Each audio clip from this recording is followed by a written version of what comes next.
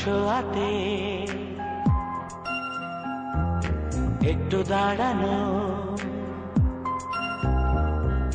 চোখেতে ফিরে তাকানো।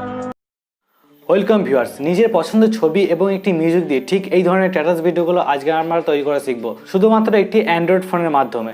তো চলুন বেশি বেশি কথা না বলে আজকে ভিডিওটি স্টার্ট করবো। যদি আমার চ্যানেল নতুন দর্শক চ্যানেলটি সাবস্ক্রাইব করবেন, তার পাশে বেল আইকন প্রেস করবেন, কারণ হচ্ছে এরকম রিলেটেড ভিডিও আমার চ্যানেল নিয়ে এসে থাকি। তো চলুন বেশি বেশি কথা বলে ভিডিওটি স্টার্ট করবো।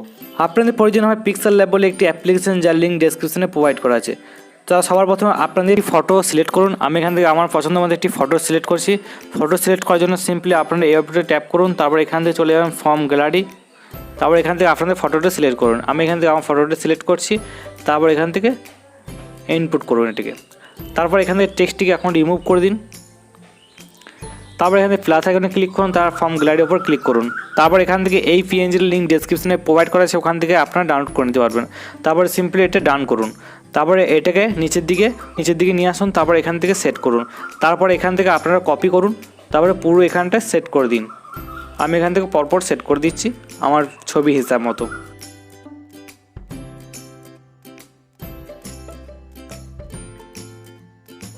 তারপর আপনাদের সেট হয়ে যাওয়ার পর এখান থেকে এটি ট্যাপ করুন, তারপরে এগুলিকে আপনারা লক করে দিন।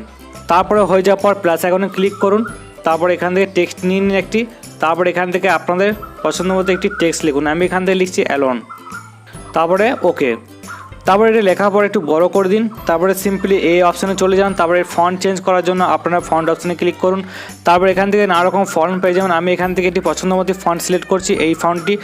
তারপরে ওকে। তারপরে এটি লেখার পর একটু বড় করে দিন। জাস্ট লেখা হয়ে গেলে আপনারা এখান থেকে চলে যাবেন স্টক অপশানে, এটা এনেবেল করে দিন, এটাও এনেবেল করে দিন। তারপর এখান থেকে আপনার মোটিভেশনাল টেক্সট নেওয়ার জন্য এইটার উপর ট্যাপ করুন। তারপর এখান থেকে নানা রকম টেক্সট পেয়ে যাবেন। আমি এখান থেকে একটি টেক্সট নিচ্ছি। টেক্সটটি নেওয়ার পর এটা আপনারা একটু ছোটো বড় করে দিতে পারেন, অথবা রিসার্চ করে দিন টেক্সটটিকে। আমি এখান থেকে রিসার্চ করে নিচ্ছি টেক্সটটিকে। তারপর এখান থেকে স্টক অপশান এটা এনেবেল করে দিন। তারপর এখান থেকে শ্যাডোটা এনেবেল করে দিন, ওকে। তারপর এটা ছোটো করে দিন। তারপরে আপনাদের এটি কিছু করতে হবে না, জাস্ট এটা আপনারা এক্সপোর্ট করে নিন। 3 ডট অপশানে ক্লিক করুন, এক্সপোর্ট ইমেজ। তারপরে আপনারা আল্টারনেটে সিলেক্ট করুন, তারপরে সেভ টু গ্যালারি।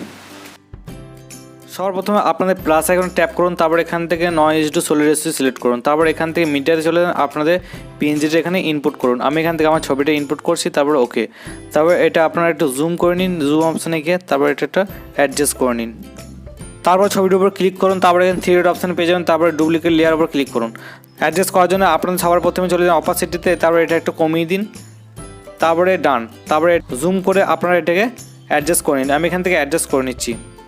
তারপরে অ্যাডজাস্ট হয়ে গেলে তারপর এখান থেকে আপনারা চলে যাবেন কালার ফিল্টারে। এখান থেকে আপনারা বেসিকে চলে যান, তারপর এখান থেকে এই কালারটা সিলেক্ট করুন, তারপরে ওকে।